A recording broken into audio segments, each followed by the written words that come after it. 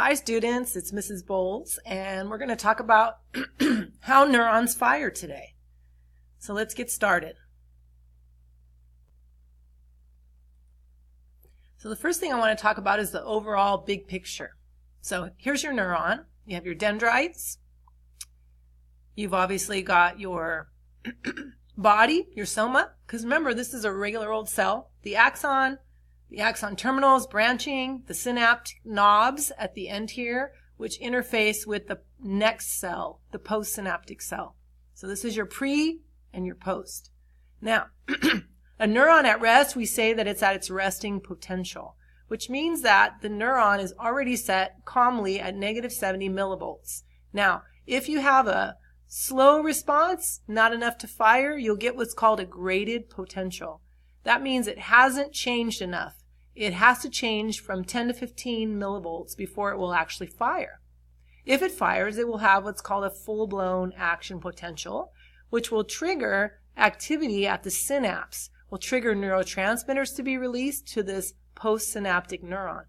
And you talked about the synapse with me already in class, so you know that those neurotransmitters being released are going to touch off receptors in the postsynaptic neuron to begin to fire in that neuron as well. So let's talk about the process. If you want to read a little bit more, you can check out your book for this, but we want to talk about transmembrane potential.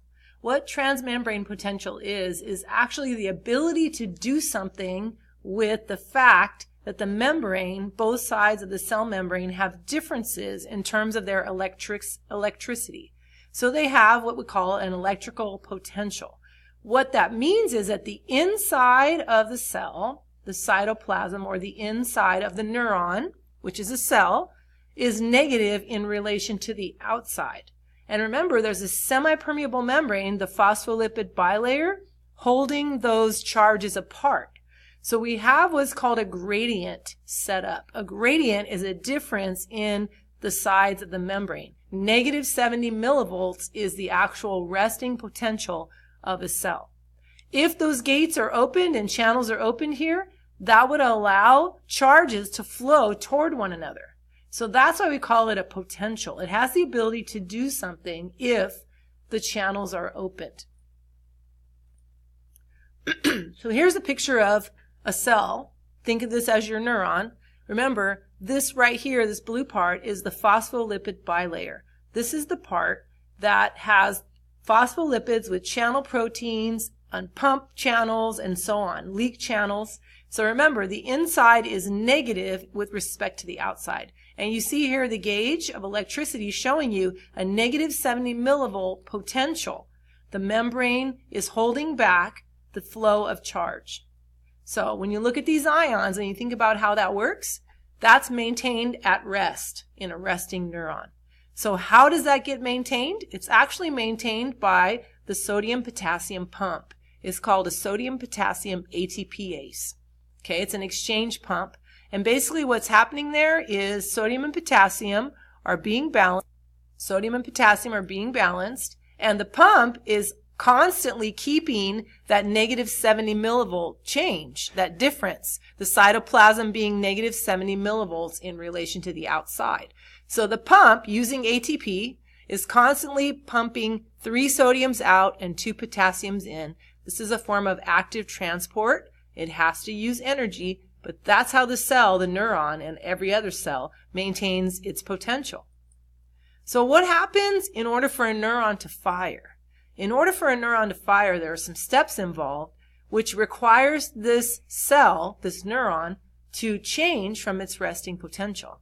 So the first thing that has to happen is a stimulus. Now, if a stimulus occurs, the dendrites receive that stimulus. And if the stimulus is able to change the cell's resting potential, the neuron's resting potential, upwards from -70 millivolts, we might actually have a firing. If it's not enough to change it negative above, moving up 10 to 15 millivolts from -70, if it doesn't do that, then it's what we call a graded potential. A graded potential is a small local response that only affects this particular neuron and not anything that will be pushed on or propagated to the next neuron. But If it happens to be large enough to reach what we call threshold, then it will fire. At that point, we have what's called depolarization, and it's an all or none response, meaning that either it fires or it doesn't. There's no halfway firing. And if that happens, then we have what's called a full action potential. If a full action potential occurs, we begin to see some changes in the membrane.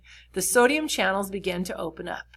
Now, when they do that, as sodium flows in, there's a bit of a current that moves along, and there's a whooshing of sodium ions. And as those sodium ions move along, they touch the next part of the membrane, and that continues to change the membrane potential dramatically. So then it's going from -70, quickly proceeding towards 0.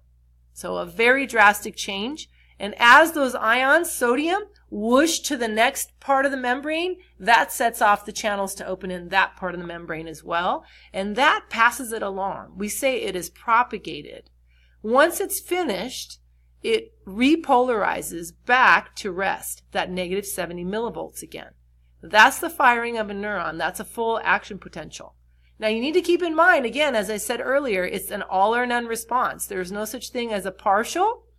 It has to reach that 10 to 15 millivolt differential in order to fire. That we call it threshold.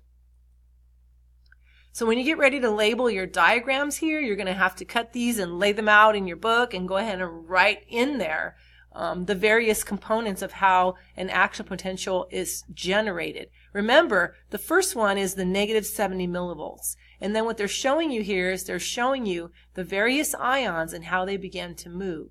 So if threshold is reached and we see a change of 10 to 15 millivolts, then we'll have channels beginning to open and a flow of ions. Okay? And when those ions begin to flow, you'll see here that ions, sodium ions flowing in, and a whooshing of them down toward the next channels which are opening. And actually what will happen eventually is potassium channels will begin to open as well. I try to keep it simple and just talk about the sodium as the positive ion, but potassium ions actually flow as well. And that continues until the firing has occurred, and then what we see is the cell repolarizing to its normal permeability.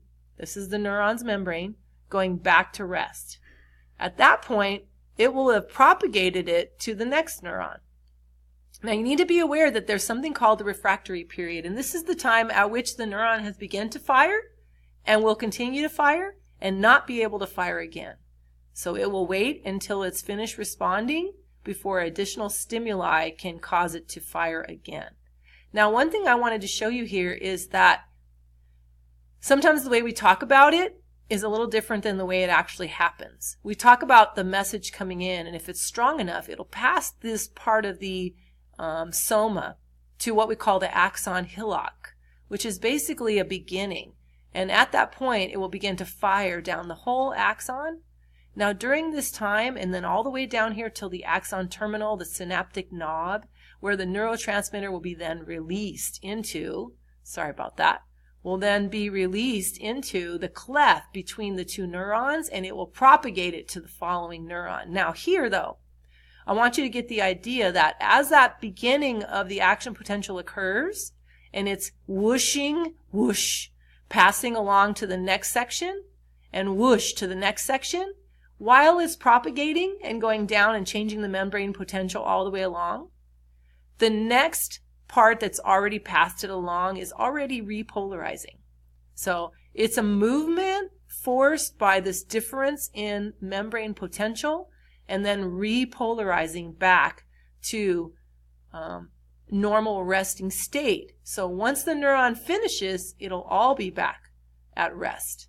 Here's another picture talking about the depolarization when the action potential fires, the whooshing of sodium ions through here that triggers the next section and the next section, and then resting again. So you can see that it's a continuum. It's a process throughout the axon. But once it's finished, this neuron can fire again. Now your challenge is to be able to use all of those words in a story to talk about how neurons fire, how an action potential gets transmitted from the presynaptic neuron to the postsynaptic neuron.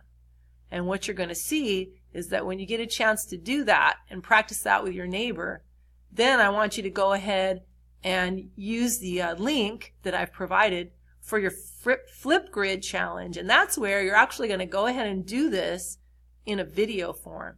And you're going to explain to your partner how a neuron fires from start to finish using all of those words. That's your challenge, my friends. And I wish you good luck.